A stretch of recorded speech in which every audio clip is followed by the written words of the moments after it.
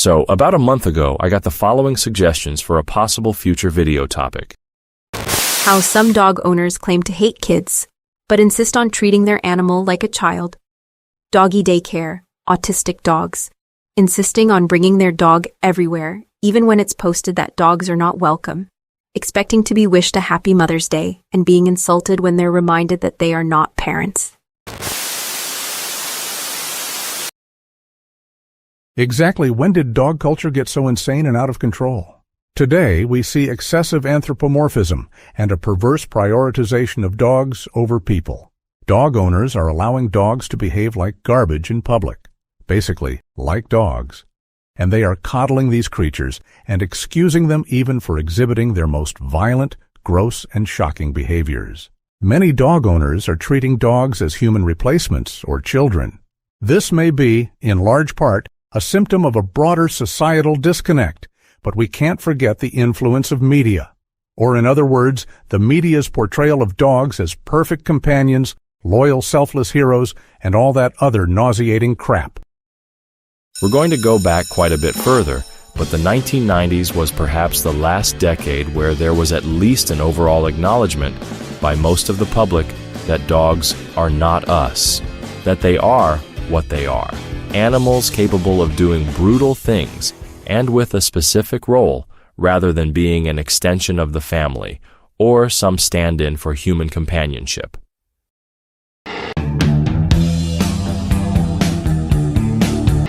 So common to old radio. But did you know that when it snows, I'm only happy when it rains.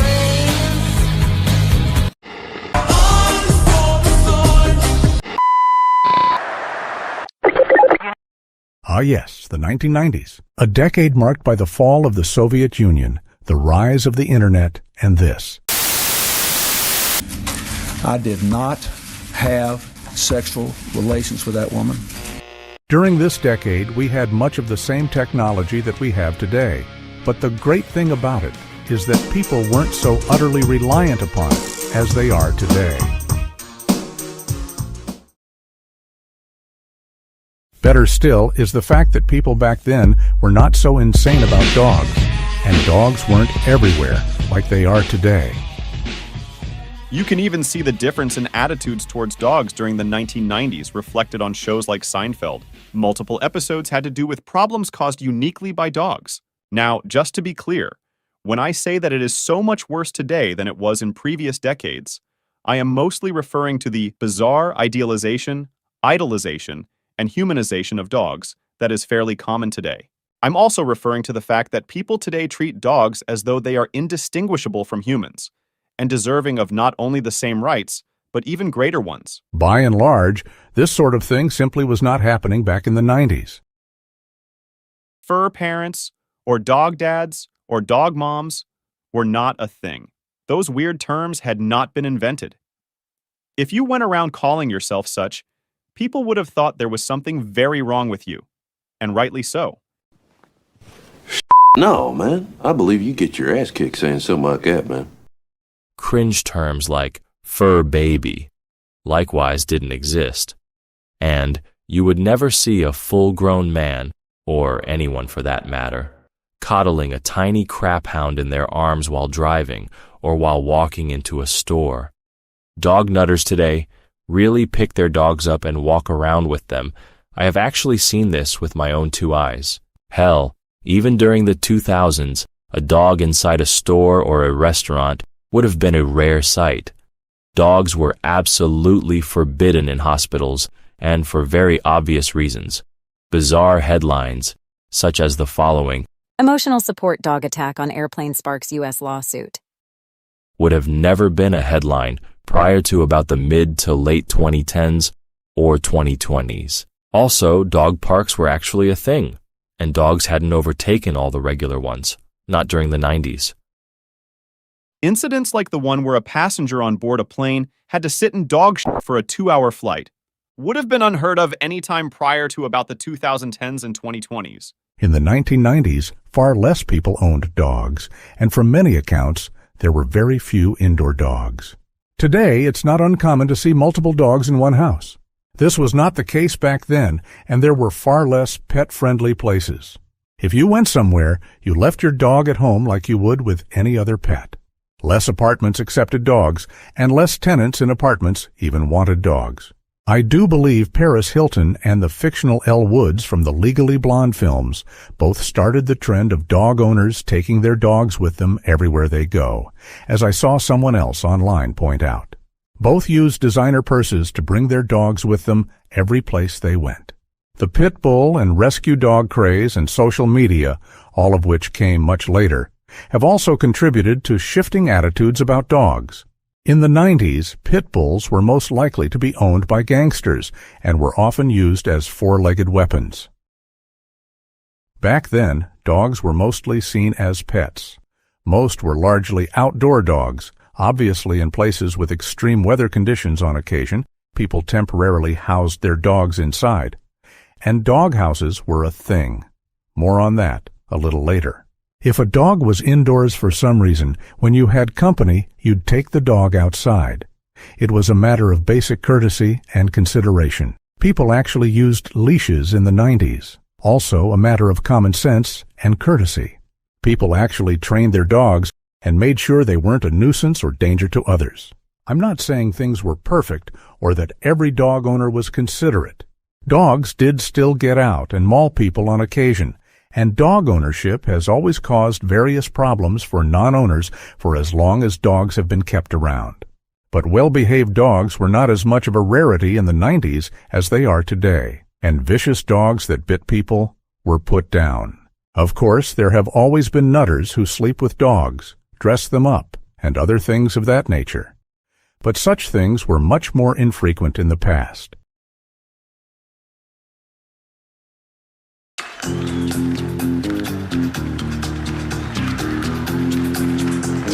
It's worth noting, however, that even as far back as the 1970s, dogs were enough of a problem that a book was authored on it during this time. I am, of course, referring to The Dog Crisis, written by none other than Iris Nowell. As she herself noted in the book, dogs have always aggravated human life in various ways. And I personally think the mutt invasion we see today actually began with the indoor dog. Note that in the following clip, the commenter writes about dogs not being in their, quote, natural place. I think this is just a reference to dogs no longer being treated purely as farm instruments, or mostly, if not exclusively, outdoor pets. The worst part of modern dog culture is the indoor dog. It is so disgusting and unsanitary to go to someone's house and be exposed to foul smells, dog hair, animal parasites, and of course, an ill-behaved creature out of its natural place. How people can live like this, day in and day out, is a perfect mystery. It's nearly impossible to be a polite guest in such a home, to eat food prepared in an unclean environment, or to try to sleep in a bed that a dog has been laying in. What a nightmare. When did this madness start? Neither side of my family has ever allowed dogs in the house. Is this an ethnic thing from the old world?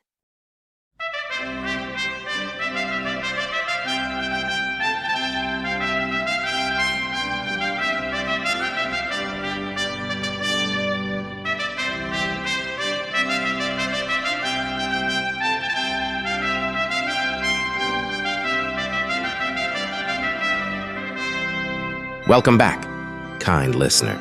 Today's episode is about truth, but in a way it is also about stories. Namely, the stories dog nutters tell themselves, each other, and the rest of us about dogs. Because you see, mainstream beliefs about dogs are akin to superstition. They are based on the rote and witless repetition of long debunked falsehoods and fantastical notions. It's not a super complicated recipe. To get the dog nuttery of today, all you need is a few simple ingredients, heavy on the embellishment, a little less so on the big lies. Oh, but they're still in there. But you are not done baking until you've sprinkled in a dash of partial truth.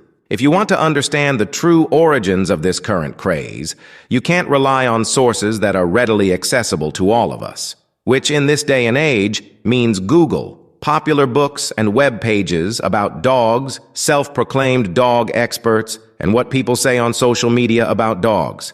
No, you have to do a little bit of digging. Here, let me show you what I mean.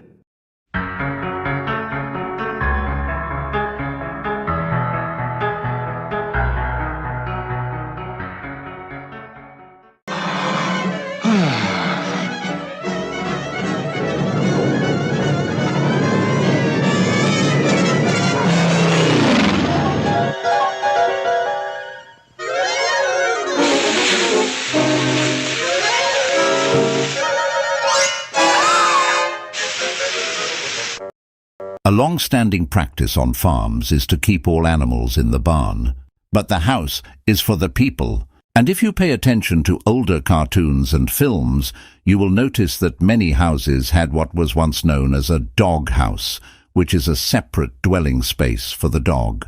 These days, it seems dog owners are simply allowing their own houses to become the dog house. And if you're anything like me at all, you may have wondered, just when exactly did it become common and widely accepted for dogs to be allowed to live inside of houses? With the sole exception of small lapdogs, keeping dogs indoors was historically very uncommon. And it should be noted that for a long time, this practice of keeping lapdogs was only a common practice among the wealthy and well-to-do in parts of Europe. And while the unseemly practice of keeping ugly rat-like purse dogs indoors might not have been unheard of, just as it was not uncommon to keep smaller pets like cats indoors, the large, smelly and cumbersome dogs, and even dogs of medium build, were typically kept outdoors. For most of our existence, any dog on a farm was more likely than not to spend 99.9% or more of its entire lifespan outside. That is, for as long as agriculture has been a thing, as this was not always the case. In towns and cities, most dogs were simply kept outside and only brought in when the weather was extreme enough that it could cause a dog's death. Before proceeding, I want to make something abundantly clear. I am pointing out that certain norms with regard to the way dogs are viewed have changed. I am also noting that these norms have only changed in relatively very recent times, and I am saying that they have changed for the worse. It is not because it was more common for dogs to be kept outdoors and to not be inserted into everything that things were better when this was more so the case. It's because this was a less backwards approach, which, ironically, those who came before us took. Dog nutters today are the ones who are doing things backwards. So to be very clear, this is not an appeal to tradition or an appeal to common practice. Quite the contrary. Dog nutters themselves constantly invoke this fallacy as they bring up the pop history of the dog, telling us all about how humans have supposedly kept dogs around forever. They are the ones who are saying basically, this is the way we should continue to do things, because this is the way they have always been done in the past. It is true that as time marches on, we see social and technological progress. Unfortunately, with regard to our inclusion of dogs in human endeavors, we see the very opposite. In point of fact, it is as Four-Legged Plague once noted in a video called The Tier of Dog Nuts. The claim is that dogs helped us beat nature. You hear that a lot. I've argued with people on Facebook. Dogs helped us survive as a species. They helped us beat nature. Like the horse, the mule, animals that were once all almost owned by all humans. Now they're so rare and have almost completely been replaced by machines. Like back in the day, rich people owned cars, poor man owned a horse and mule. Now, the poor man owns the car and only a rich man owns a horse. It's switched. This is the bottom line. Many of us are old enough to remember a time when the dog nuttery was nowhere near as out of control as it is today. And of course, many variables have influenced this outcome. We have gone over most of them before. But this trend of all dogs being kept indoors more than out, where before they were not, and which probably began sometime around the 1960s and 70s, is where it all began. And it all went downhill from there. Starting in the 1950s in America, and perhaps even as late as the early 60s, there was a new phenomena known as keeping up with the Joneses. but attitudes and ideas about what it meant to be a family begun to shift somewhere around this time, and markets quickly capitalized on the profitability of dogs. Rather than just being something reserved for farmers and hunters, strange hobbyists, or those with a commercial interest in dogs, such as dog breeding, dogs at some point became a social expectation, not unlike a rite of passage or an indicator of status, and a social entitlement of sorts.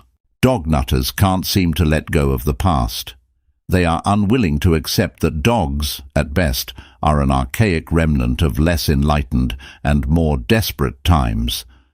They also ignore the fact that current attitudes about dogs are relatively very new and very recent. In fact, I have searched online for when dogs became indoor pets. Getting to anything detailed required a lot of digging, and as you can see from the very first results, the revisionism is front and center.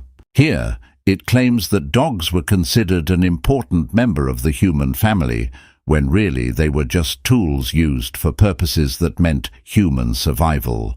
There is absolutely no evidence that ancient humans thought of dogs as important family members. This is the author's bias and nothing more.